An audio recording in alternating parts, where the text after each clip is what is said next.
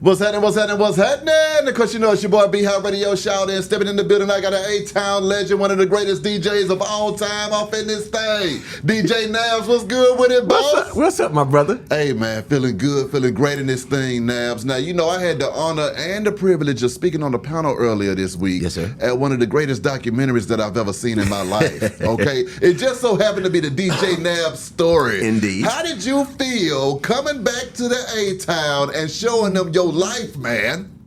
It was good, man, because we had some students there, and of course we had some colleagues like Smoking B, and of course yourself, Princess Ivory. Yeah. Magic Man, yep. Talib Shabash. Yep. Shout out to JC that was in the audience and everything. So it was just good to start this process because we're going to continue it over and over again until the world understands more about Crisscross, more about the beginnings of Atlanta hip hop and the DJ's role. You know, the artists were not first; the DJs were first. Facts. You know, and when it comes to hip hop, also. The DJs before the hip hop producer, so I want to talk about that. Yeah, especially specifically in Atlanta too. So I think that the documentary is called Nabs Got Something to Say. That's right. And we're screening it live and not putting it online. That's right. At this point, and we hope to get a partner to share this on a global level. That's right. Yeah. Now, I mean, when it came to Nabs having something to say, I mean, you had footage. Archival footage of some of the most pivotal moments in Atlanta history, sir. Sure. How did you narrow all of that stuff down, Nabs, to what you was gonna put in and leave out? Well, for those who are new to the story and new to me, I moved to Atlanta in '88 from Durham, North Carolina. That's right. I started in '84, which we have our own history in home in Durham, in the Bull City and Raleigh, that area. But when I came to Atlanta, it was a Miami-based, Atlanta-based heavy scene. There was some rap acts, of course, but the thing that people should understand is that Atlanta was basically ignored for hip hop at that time. It was about New York, really. Yeah. And then later in the '90s, it became the West Coast, and then Atlanta followed, in my opinion. That's right. So those early parts, when I was here fighting to get on a rap show on the weekend or spend a set over here, which I had to spend R&B and everything else, and then mixing rap for years. Ooh. And we didn't get a rap station, a 24-hour rap station, until 1995, as you know. Yeah. And so people like myself, Jerry Smoking B, shout out to George Cox and Combined Force, because they are the guys that filmed me when I first got here, because I was a student at Morris Brown. That's right. And so because I acquired that footage from them from the late 80s, and then Smoking B filmed, Hot 97.5, Atlanta's first rap station. That's right. He allowed me to use that footage in the documentary. So that's the late 80s, early 90s, and we know of the 2000s acts like Ludacris, T.I., and Ciara now. So I'm just trying to fill in the gap between the 80s and 90s period. Not only with this documentary, but we've put artifacts in the Grammy Museum. We have a relationship with the Rock and Roll Hall of Fame. We have a relationship with the Smithsonian. We've yet to put things in there, but we started that relationship. And I have about, let's say, 35 to 40 years of recordings. This is cassettes. These are the mix shows. So in Atlanta, the Fresh Party, I was on the Fresh Party. I had to do my mixes first. We all had to do the mixes first at home on cassette. And then bring it to the radio station. So all Atlanta's early rap shows are recorded. Oh my God. And we can hear it. Club Excess, an important club here in Atlanta. 1990, that's when I met my partner, DeCarls 2K, who we'll talk about. But yes, sir. I recorded my sets on cassette. So those things are in boxes, digitized now, and the idea is to have it in a place, not YouTube, but have it in a place where people can access the recordings. Okay. And that sort of thing. So it's a lot to do, but it's a fun mission to me. How did you feel looking at all of that old footage of yourself, seeing yourself as a young man getting into the game, man? I mean, going down memory lane, what was that whole thing like for you? When I pull up the young footage, well, I never liked to listen to my mixes when I was young or watch myself mix when I was young because I don't like it. Yeah, I think the mixes are not that good. I'm not really tight right here. I kind of missed it over here. So I had to get past that to edit. Because for the most part, I've edited this documentary for the on and off in different forms and fashions about 10, 11, 12 years.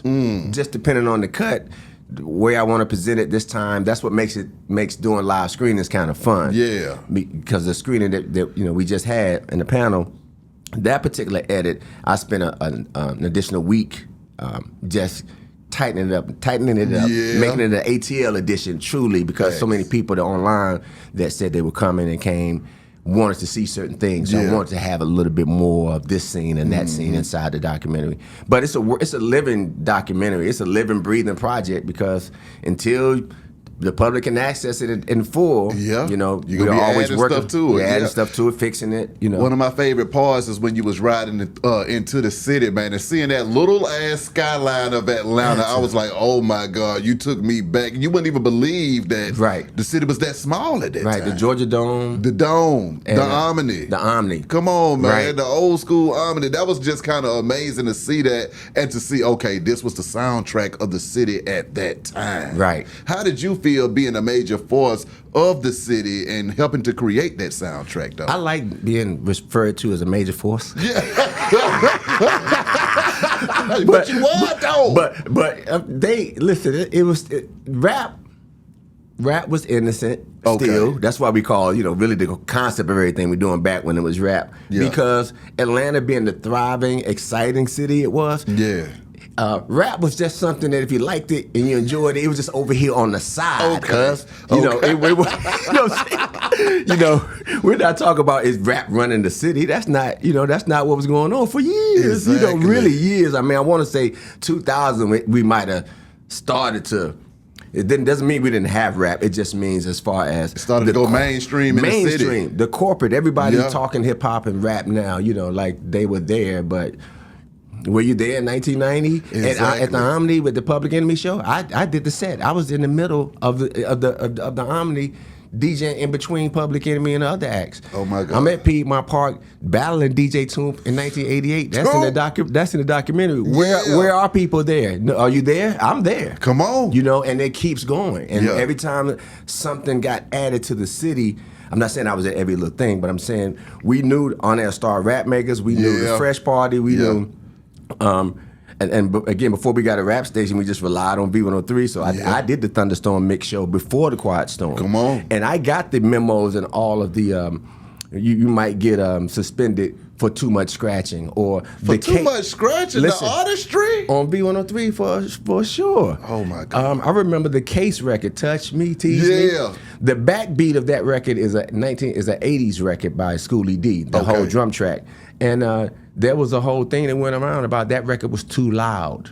That was so just getting back to the major force, it was just about caring about hip hop. Yeah. And it was meaning our 18, I was in 18, 19, 20. It was our thing, not the older heads thing. It was our thing. And so that's, you know, it was innocent and we made it huge. But we're not being acknowledged, all of us, and that's why I'm here. Exactly, and thank you for that too as well, because I mean I got to say thank you for the other people that are represented in there that don't normally get represented in the history of hip hop, especially in Atlanta. Sure. Now, one of the pivotal moments in the documentary was when Jay-Z hit that stage. Right. I had never seen Jay-Z in that rare form right there. Like, you know what, I'm here, I'm young Jay-Z, I'm jamming to some No Limit just to set the tone. That was kind of crazy to me. Sure. Break down that whole scene and what was going on that night. How did that come about, and what made you say, you know what, this needs to be documented?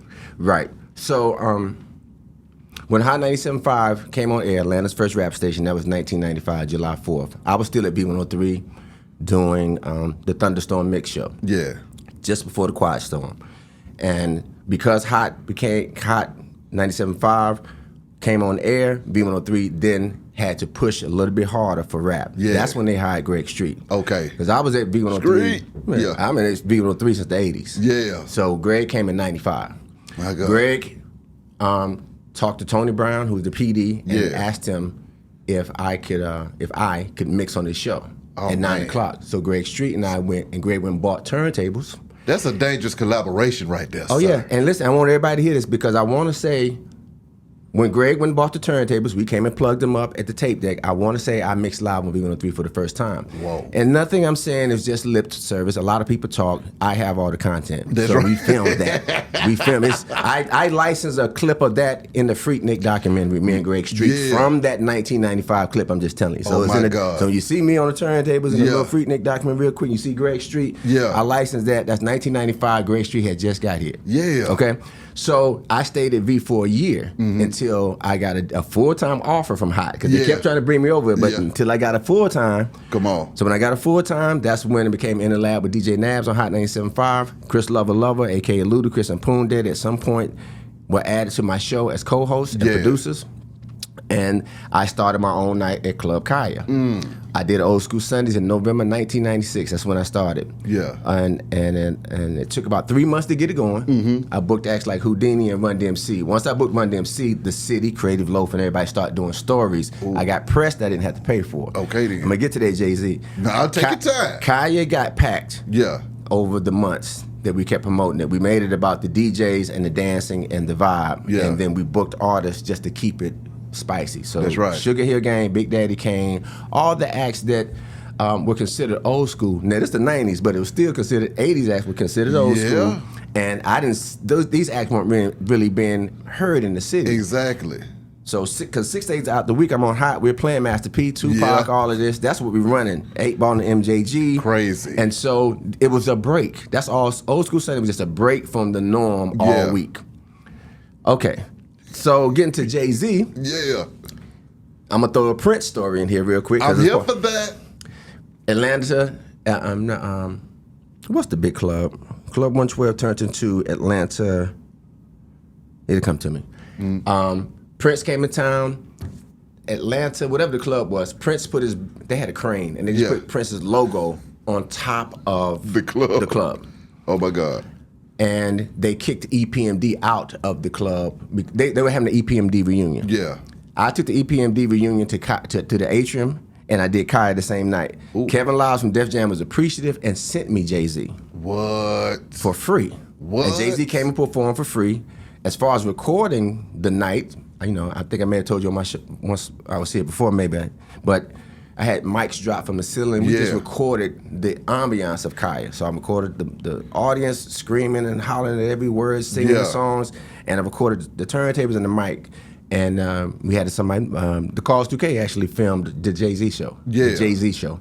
And so that was it. It was Jay-Z was on his third album, it was Hard Knock Life. Yeah. And he came to Hot 97.5, I got my drop, we did the interview, and then we did, he came and performed. And he brought out Memphis Bleak, Irv Gotti was DJing, rest in peace to him. Yes, sir. So Memphis Bleak came out, Ja Rule came out. Yeah. And it was a great, Jermaine came out. So it was a great show, great experience. And then we kept going. We did it that night for 3 years. Talk about that night, though, because you're talking about JD, Irv Gotti, Jay-Z, Memphis Bleak in Atlanta, early before hip-hop is going crazy in this city. What was that vibe like in there? And then also I want to know what gave you the forethought to say, you know what, I need to document this correctly. Well, we was busy, so luckily I had a team. That's why I kind of mentioned, the Calls 2K grabbing the camera and filming the Jay-Z show. I already was paying an engineer every Sunday because the club required that. And so that's why I said, well, if you're going to sit here and monitor the sound, might as well record it. So it was just a habit. I'm in the habit of recording, documenting. So by 98, by 98 when this Jay-Z show happened at Kaya, I've already toured with Criss Cross, Michael Jackson. You already knew the protocol. I know the protocol for what's going on. And that's all. Yeah, exactly. And that night lasted 3 years, so we captured so many things. Youngbloods performing to the people didn't know them like that. See, Youngbloods used to hang out at Kaya, first of all. Then they got a deal, okay? Which is everybody's case. Yeah. Chris Lover is there. I have Chris Lover and Poon Daddy performing at Kaya, rapping over Stetsasonic. Oh, my Sally. God. Oh, my God. On video.